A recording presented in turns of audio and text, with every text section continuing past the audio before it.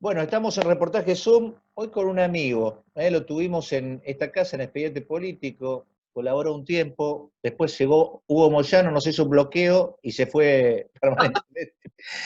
Ariel Tarico, no hace falta demasiada presentación, el humorista que la gente ya tiene todos los días en su casa, en diferentes formatos, actualmente principalmente en TN. ¿Cómo estás, Ariel? Exactamente, compañero. Bien, eso de distintos formatos, porque puede ser en las redes, en televisión, cualquier formato, pero se tiene que afiliar al sindicato de camioneros, ¿no? Nos estamos adaptando a las nuevas tecnologías, querido Hugo, como el teletrabajo, como las cabinas de telepeaje. Estamos ahí. Ah, está muy bien, está muy bien. ¿Cómo va, Horacio? Bueno, un gustazo. Bueno, Gracias queremos por... también conocerte, yo te conozco, y bueno, la gente creo que también, pero desde otro costado, comentame cómo te iniciaste Sí, antes de que a lo que fue tu primer gran vidriera a nivel nacional, que fue Radio Mitre. ¿Cómo sí. te iniciaste en el interior del país? Y bueno, fue esto hace más de 20 años, en el año 99, yo empecé colaborando con LT10, Radio Nacional, Universidad Nacional del Litoral, AM 1020, una de las AM más importantes de la ciudad. Allá está LT10 y LT9, también está Radio Nacional por AM, pero LT10 y LT9 siempre eran como el Boca River. Bueno, en mi casa se empezó a escuchar mucho LT10 y empezaba yo a identificarme con los periodistas, con las voces de esa radio.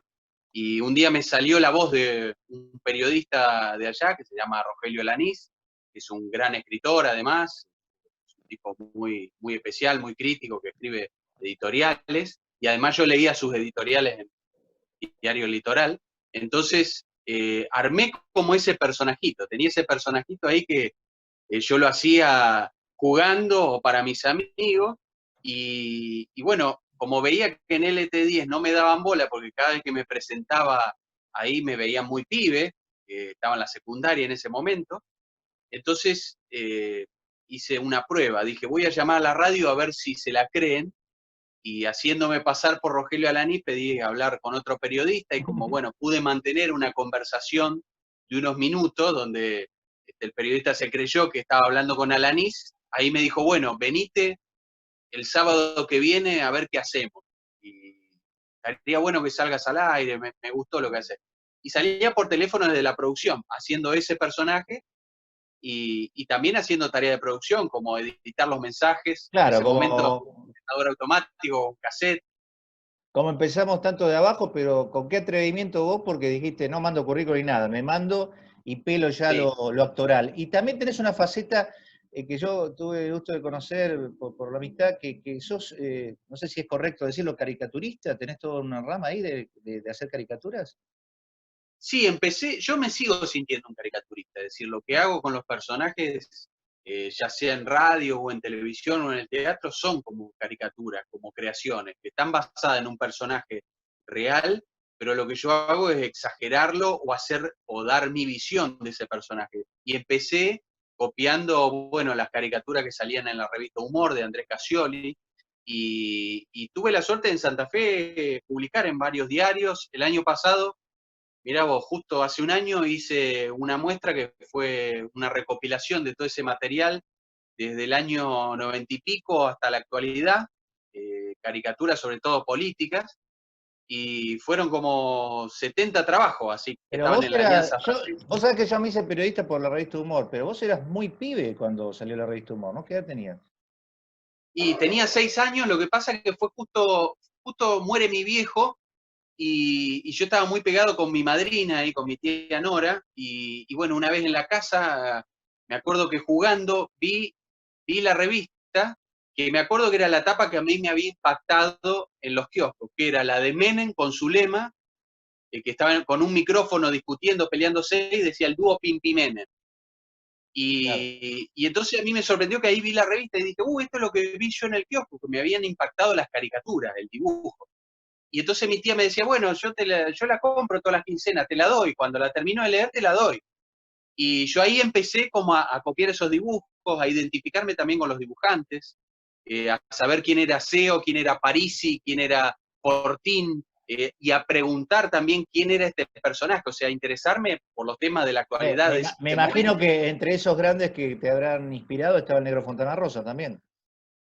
Sí, sí, y Fontana Rosa, bueno, eso fue gracias a mi viejo que me regaló un libro de la colección Hispamérica, que se llamaba Al principio fue la risa, porque esa editorial había sacado como varios tomos en homenaje a los humoristas gráficos, y bueno, traía lo mejor de Fontana Rosa, lo mejor que había publicado en Clarín y en la revista Fierro. Y bueno, Fontana Rosa también, yo creo que Fontana Rosa es un tipo muy completo, que creo que en la última etapa de su vida lo hubiésemos disfrutado incluso como gran monologuista y estandapero. Estaba apelando algo así muy de monologuista. ¿Es una intuición o tuviste la información que iba hacia así? ¿Es una intuición tuya o tuviste una información a través de él que iba hacia ahí? No, lo que pasa es que lo vi, cuando lo vi en el Congreso de la Lengua, que el tipo daba un discurso serio porque no tenía esta cosa por ahí que tenemos los cómicos de por ahí forzar el chiste o, viste, tirar el remate y reforzarlo con la carcajada. Él tenía como un decir muy gracioso, serio, que creo que hubiese estado bueno esa Aprovecharlo. beta, ¿no? Era lo que le faltaba, porque ya escribía libros, era dibujante, o sea, por ahí esa beta artística yo creo que hubiese sido muy buena. Como No sé. por ahí lo hacía Abrevaya o Ginsburg, que tenían Claro, esa... claro. Ahora, yendo a la esencia del imitador, ¿no? Yo recuerdo cuando era, sí, un poco adolescente, un poquito menos, que yo me mataba de risa con las mil una de Zapac. Vos lo habrás visto Sí, después en las repeticiones por YouTube o donde sea. De esos también grandes del humor, ¿pudiste sacar algo del archivo? Él tenía el asunto de las máscaras, que vos hoy también sí. resolvés de una forma que transformaste lo tan bueno que haces por radio y genial a la televisión, quizás no con el perfeccionamiento de las máscaras. ¿Cómo trabajas todo eso? Y contame también Sí. esto que te dije, el pie que te di de Zapac, ¿no? Claro, bueno, lo que pasa que Zapag empezó ahí con Nathan Solans, que era el caracterizador, después estuvo Alex Matthew, que hizo la caracterización de Gasalla en Esperando la Carroza, o sea, era impactante verlo a él transformado, eh, y, y era, y era algo novedoso en ese momento. También lo hacía antes Vicente La Russa, lo hizo en el teatro. Vicente La Russa, que muchos lo conocen por el personaje del preso, pero era cantante lírico, era Eh, pintor, y en el teatro de revista, él parodiaba a los presidentes, imitaba a Frondizi, a Perón, y él se caracterizaba, encontraba cosas para caracterizarse y lo hacía artesanalmente.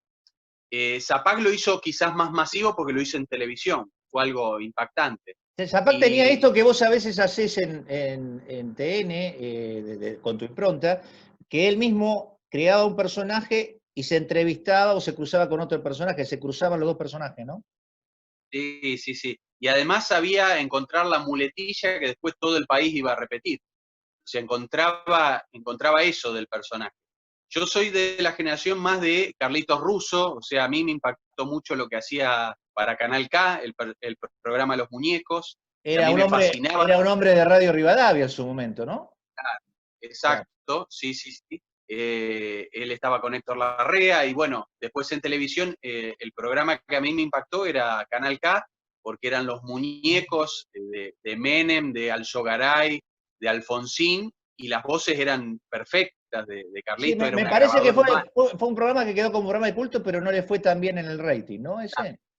Sí, exacto, sí, tuvo al principio de los 90, estuvo 90, 91 en Canal 13, después 92 pasó a Telefe y tuvo dos inconvenientes. Uno fue muy, muy gracioso porque fue un doblaje que hicieron del Papa Juan Pablo II, donde lo hacían decir Bafangulo, y por ese video era verano del 92 y el programa lo levantan por presión de la iglesia, por Guarrachino en ese momento, que se habían ofendido y lo levantan al principio. Y después tuvo una segunda etapa también en Telefe, donde, bueno, iba los jueves a las 23 y lo que pasa es que era un programa picante, que metía el Claro. dedo en la llaga. Y no solamente se reía de Menem, sino de los amigos del poder en ese momento, era crítico y no Yo duró siento mucho. que vos con una genialidad permanente, porque además tenés una. Siento que tenés una formación política, no sé cuánto leíste de político, te interesa la política. ¿Vos has militado? No, no, no. Siempre me interesó la política como espectáculo. O sea, yo los veo como grandes actores y me fascina eso, me fascina de los políticos los cambios de discurso, cómo se van adaptando a las épocas. O sea, yo creo que son como grandes actores de una gran farsa o una gran parodia nacional,